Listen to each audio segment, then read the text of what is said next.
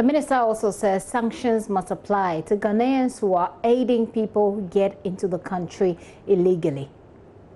The reason for which on a daily basis we hear 40 people arrested here, 60 people arrested here, 80 people arrested here, the reason for which you hear that is because the Ghana Immigration Service and the Ghana Armed Forces have significantly stepped up the fortification of our borders, both on the legal entry points and what is known to be some of the illegal crossing points.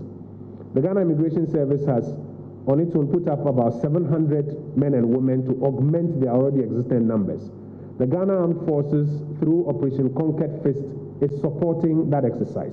That is why they are able to get the intelligence, make these arrests on a regular basis, which you, our colleagues, are doing very well by reporting, and then we get the sense, particularly of some of our own citizens who aid and abet these persons who want to come into the jurisdiction illegally. That's the first one.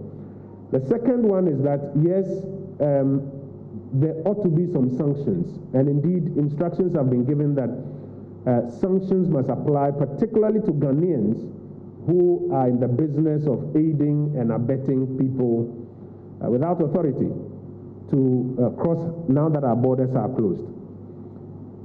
The little nuance in that is that as part of the COVID-19 response program, you would notice that arrests, keeping people in custody and related matters are very sensitive and therefore are not handled with the normal dispatch and, may I say, even aggression that you see.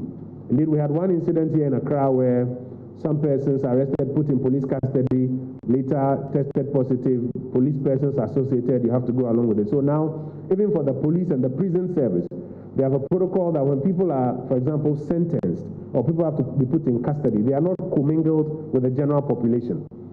And so that affects how quickly you can see some of these things in terms of the sanctions side also happening.